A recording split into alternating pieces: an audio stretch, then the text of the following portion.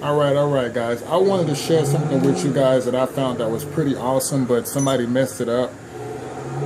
Rockstar has went in and changed some settings that I found to be very, very cool for me in gameplay. I cannot stand using the mini map. Like the little map to the left, it gets on my nerves.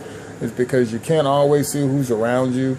You always have to double tap it to make it expand, and sometimes it takes a long time to come up and go back down, which is annoying. And plus, it always has you looking at the little map rather than paying attention to what's going on the screen. So what I do is I simply, like, see right now, you see the guy, his name is like in a big old flag over there. You know, when you make it small, you can't even tell he's over there. You always have to double tap, or unless you're looking at the mini map and trying to watch the corner. And then when you're in the heat of the battle, you can't even see what's going on in the lobby. You're too busy trying to look back and forth. So what I do is I kind of simplify all that. I just go to start, and I go to online, and I go down to options, and I go up, but then up and down, same thing. And I go down here where it says expand radar and expanded radar players' names. I like to turn that on, and I'll turn the players' names on and off depending if I am if I'm chilling, I got it on. If I'm in battle, I got it off, because if I got it on in battle, the big old flags kind of get in the way of the people. If you, here, I'll give you an example. So I'll leave it on for now. And now you can see the big old flags. So you can see how a bunch of people around me in a battle would get on my nerves with all those flags. I really can't see what's going on. So I turn them off. So for now, I'm going to turn them off. So that's start, online, and then options. And I go up to get to the bottom real fast.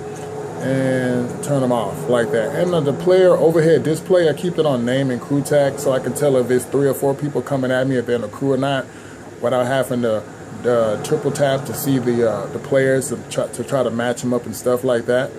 So player overhead display, name and crew tag, expanded radar players' names. I turn it on and off when needed.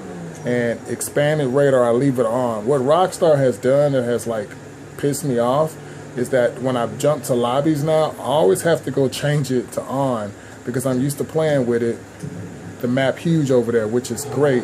So for example, instead of watching the mini map now, I can just glance over there and I kind of look back at the screen. When I look back at the screen, I'm putting myself in the map, so I know I just need to make a left-hand turn, and he's right around the corner over here.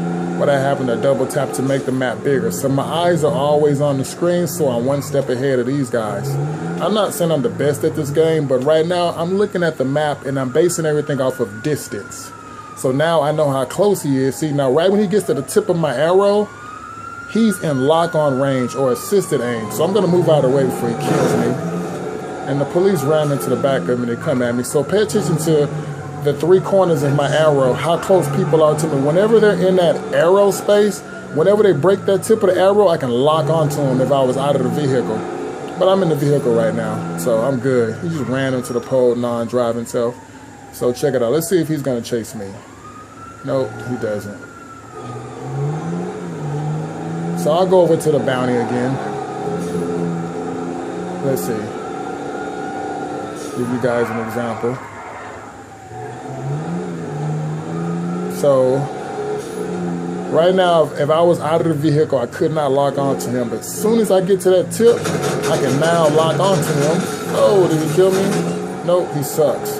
See, the only reason why he was able to get at me is because he could lock onto me. That's the only reason why. But if he couldn't lock onto me, he wouldn't have shot at me. He was waiting, and the closer I got to him, he locked onto me. So that's one thing I've learned.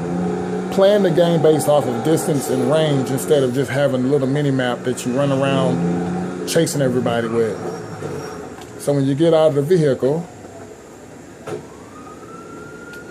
pull out your gun,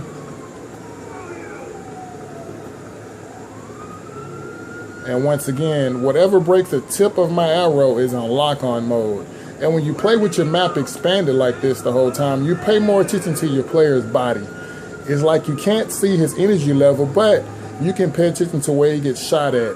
Rockstar has really put a lot of time into the game where if you get shot in the leg, the back, the chest, the shoulder, all that plays a big part of how your character energy level is. So if he's all blooded up, you know you're probably bleeding red, you're about to die. And you can watch his body heal because the red will go away if you're a straight up survivor or a soldier. Like the crew, no money, no victory. Oh yeah, check out my cool crew tag, by the way. That's dope. Don't knock it. Alright, move back around. See anything else I got to share with you guys before I get out of here. Okay, so I told you about the distance. I told you about the expanding the map, how to tell your energy level based off the body. And I tried this for like 3 days. It got on my nerves. And then after a week, I was loving it. I tried to go back to the mini-map, couldn't do it no more. This makes the game far more challenging.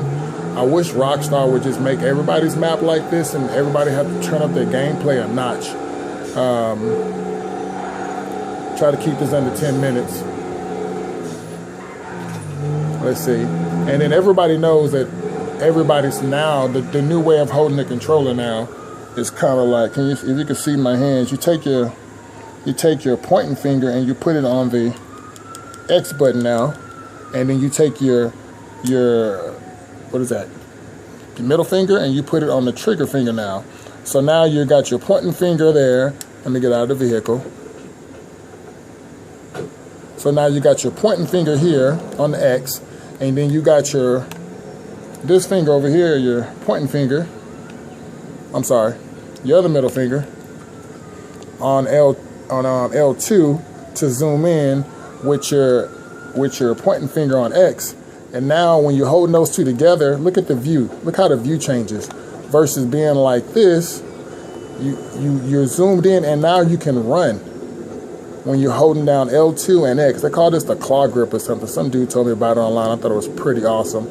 So now you can run and be zoomed in at the same time. So now, and when you want to lock onto somebody, you just let off real quick and put it right back on. But if you're playing like this the whole time, you're actually going to get a better aim at the guys before they aim at you and be able to shoot at them far away before they lock onto you. Because if you look into the arrow over here on the screen, if you're paying attention to your arrow on the screen over here, I mean, the little, let me see if I can get to it. Am I pointing at it right? Well, you guys know what I mean. Because I'm sitting in a chair and I can't get close without shaking up the table. So if you're looking at your little guy on the mini map, your arrow, when somebody breaks that tip of your arrow, you know you can lock onto them. If they're not breaking that tip of your arrow, you should be holding L2, holding X, aiming at them, shooting at them before they break the tip of your arrow so that you're shooting at them before they get a chance to lock onto you. I'm usually in free mode, but lately I've been back in assisted aim because everybody's been in those lobbies, and a lot of my friends are in assisted aims. My other guys in the free aim, they don't really play as much, or it's kind of hard to get on missions and stuff. So I usually go missions in traditional, I'm sorry, not traditional, and assistant. And if you guys, sorry about that. There we go. And if you guys don't know how to change your map to free aim, your gameplay to free aim, you go to settings, controls, and it's right there. But you have to be in the regular mode. You have to be in the story mode to change it. Usually, like I say, I'm in free aim. But today I'm gonna chill with some cool people. And then you change your aim sensitivity. What I suggest to do there is start with that thing all the way up, and then keep tweaking it down till you find it the way you like it. Like I usually like mine about right there, and it's perfect for me. And I'm able to spin my head around the need to be. But I would most definitely suggest to try this before you try anything, before you keep playing with that mini map. Other than that, join one of my homies. Peace. Come on, Rockstar. Switch it back, switch it back, switch it back.